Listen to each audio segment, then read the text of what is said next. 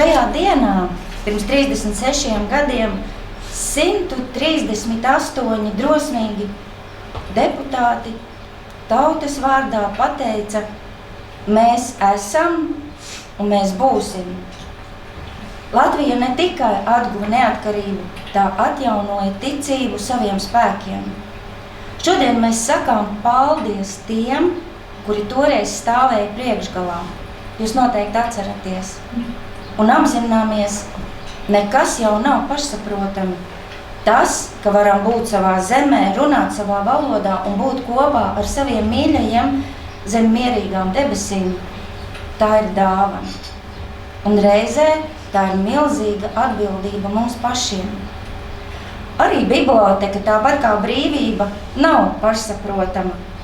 Tā ir vieta, kur mēs veidojam savu latvisko identitāti, kur mēs mācāmies saprast savu valsti un viens otru. Pagājis tik daudz gadu, bet tās dienas saviņojums joprojām ir tik spēcīgs, it kā tas būtu noticis vakar. Ieejot Saeimas sēžu zālē, saka Velta Čebutarēnoka, viena no 138 deputātiem, kuru balsis 1990. gada 4. maijā izšķīra Latvijas likteni un deva iespēju izrauties no Padomju Savienības. 4. maijs, tas uz visiem laikiem paliek kā tāds liels laimes brīdis. Šī bija viena un ļoti liela laime. Nobalsot par neatkarības deklarāciju ar mērķi, ka Latvijas Republika kļūs par valsti, atgriezīsies. 18. gada Latvijas Republika turpinās savu dzīvi jau pēc 50 okupācijas gadiem. Tas 4. maijs ar visu to gaišumu, ar visiem tiem ziediem, pie brīvības pieminiekta visām dziesmām, tas bija tāds kulminācijas punkts. Mēs bijām uzkāpuši tajā gaišā stikla kalnā, viņš deva tādu milzīgu enerģiju tālākajam, jo pēc tam jau sākās cīņa, tāpat kā Latvijas dibināšanas laikā. Lai dzīvo brīvā un neatkarīgā Latvijā. Tikai visi kopā uzvarēsim.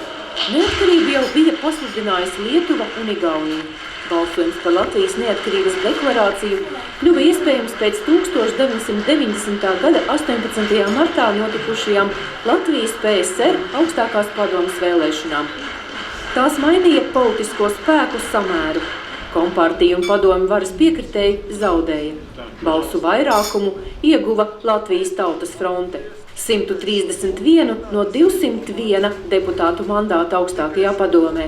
Mums tiek piedāvāts ne vairāk, ne mazāk restaurēt buržāziskās Latvijas sabiedrisko iekārtu, atjaunot 1922. gada satversmi, patiesībā saraut Latvijas PSR valstiskās saites ar Padomju Savienību. Deputāti komunisti šādu dokumentu un rīcību var vērtēt tikai negatīvi. 50 gadus tika aizbāzta mute latviešu tautai, mēģina šantāžas ceļā atkal aizbāzt muti. Tas neizdosies. Šī deklarācija ieraudzīs gaismu. 59 deputāti, deklarācijas pretinieki, balsojumā nepiedalījās. Atjaunot satversmes sapulces 1922. gada 15. februārī pieņemtās Latvijas Republikas satversmes darbību visā Latvijas teritorijā. Latvijas valsts oficiālais nosaukums ir Latvijas Republika, saīsināti Latvija. Tātad, ņemot vērā balsošanas rezultāts, 2/3 mums vajadzēja 132 balss, ir 138 balss.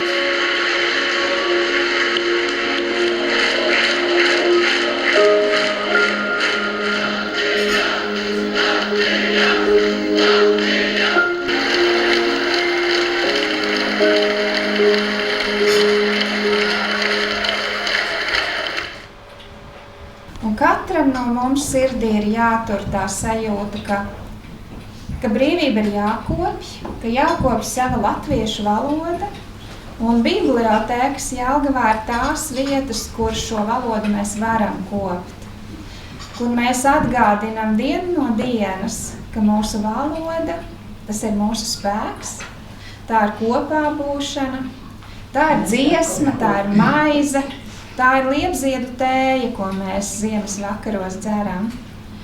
Un par šo mums ir jāpateicas mūsu deputātiem, ko jūs redzējāt filmā, mūsu tautai, kura gāja ielās un kura nebaidījās teikt savu vārdu par brīvību. Es ļoti labi atceros 90. gadu, kad tas viss notika. Un mēs nedrīkstam aizmirst to, ka mums ir blakus kaimiņš, kas var mūs apdraudēt, tāpēc būsim kopā.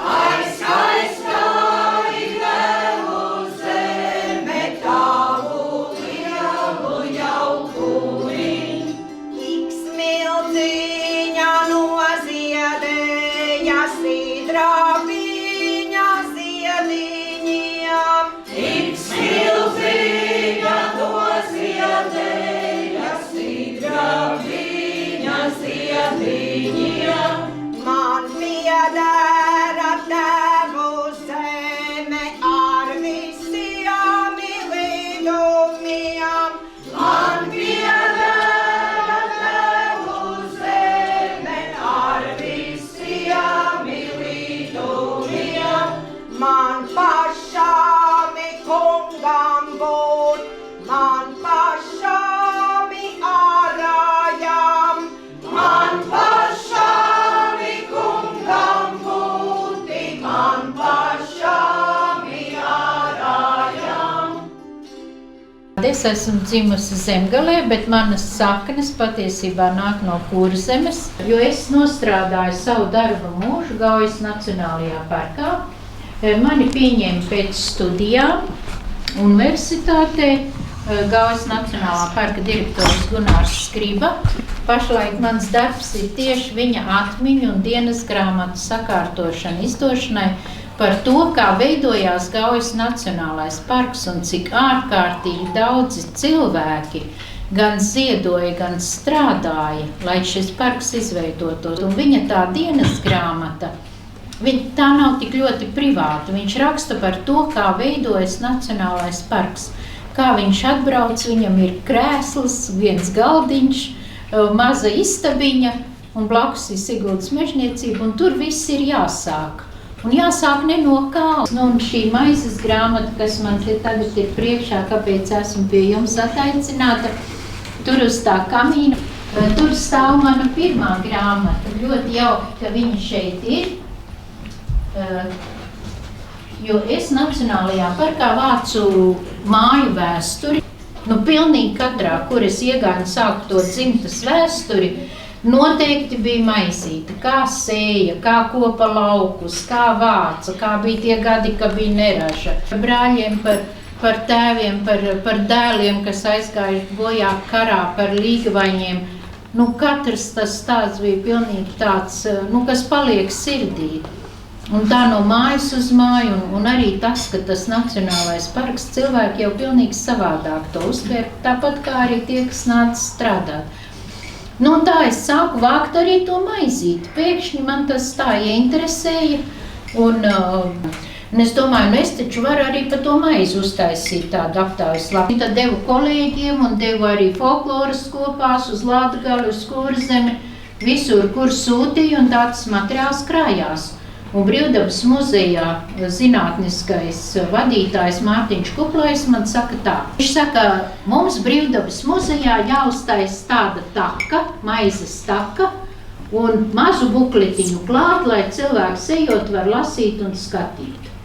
Un es sāku strādāt, jau rakstu visu kaut ko un skatos ar vēstures muzejām no Zemgales. Es savai skolai uzdāvināju tādu grāmatu, pati visu sarakstīju, sakopēju, sazīmēju un mākslinieki vēl zīmēju.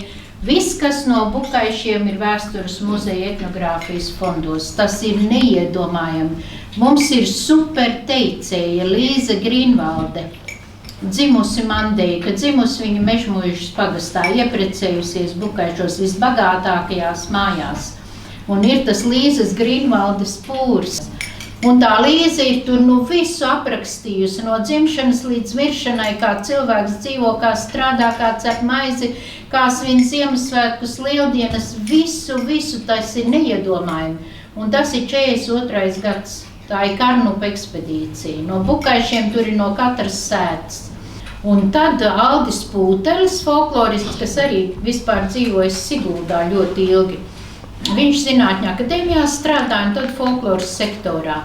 Un viņš dzīvoja Anglijā kādu laiku, stažējās tur.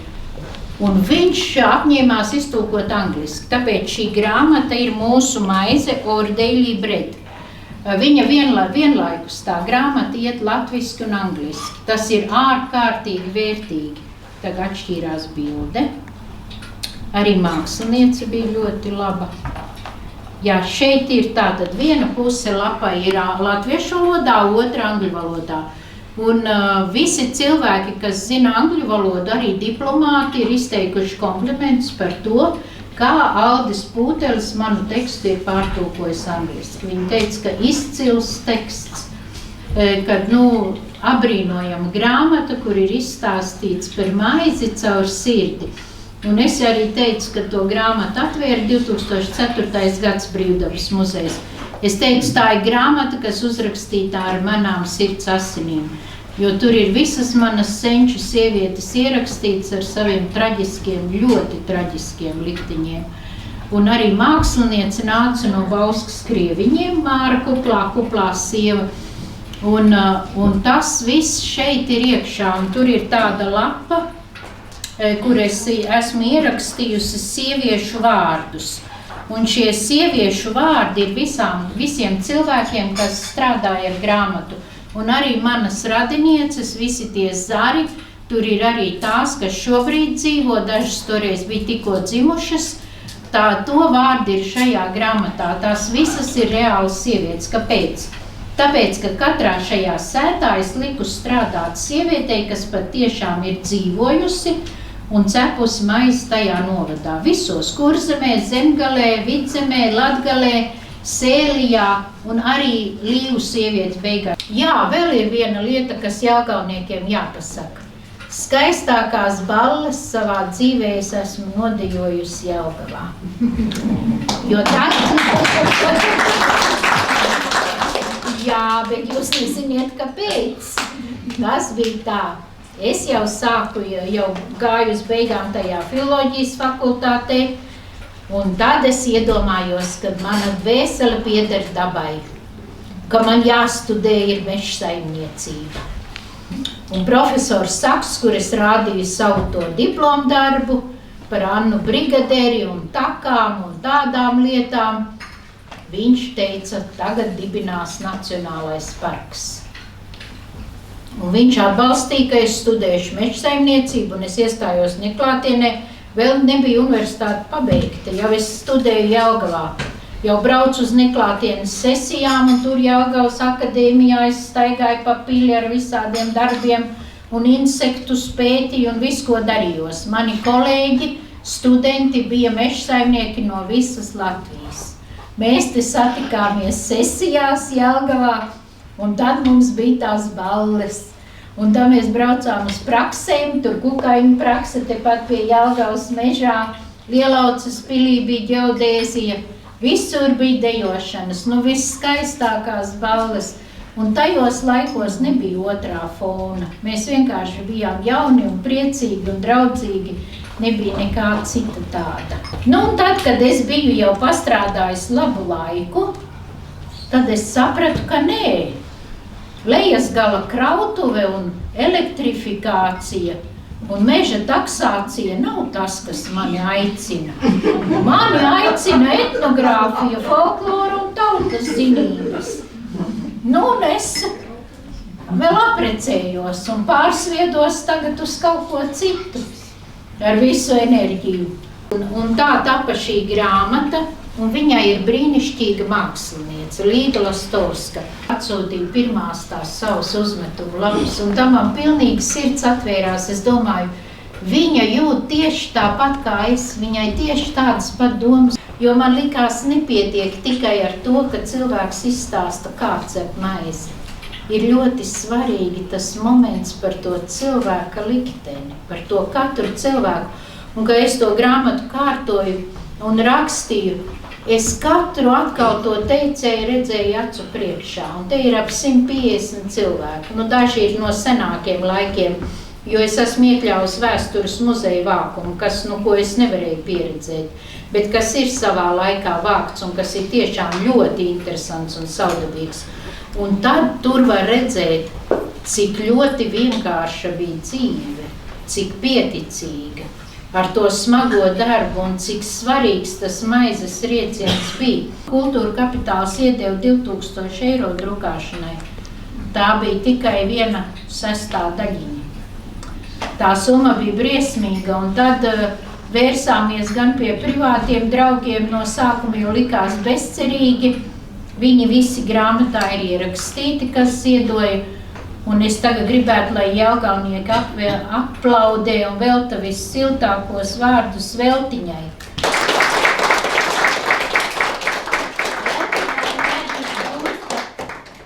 No Siguldas bitenieka Jāņa. Paldies, paldies. Nu tā ir jāpagaršo visbrīnišķīgākais līdzpaņemtais cienasts, un tie ir no rudzu miltiem cepti pīrāciņi.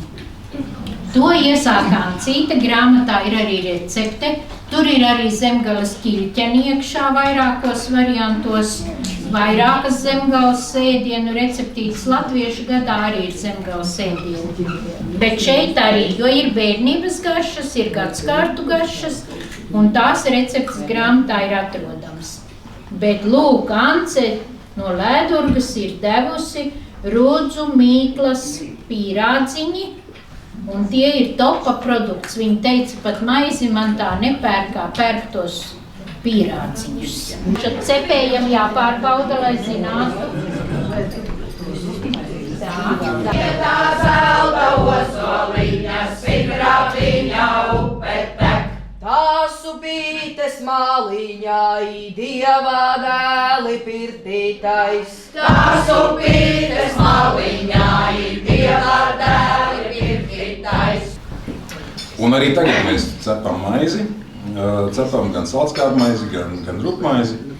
Vīdzim šodien ir vakar cepta salckāpmaize.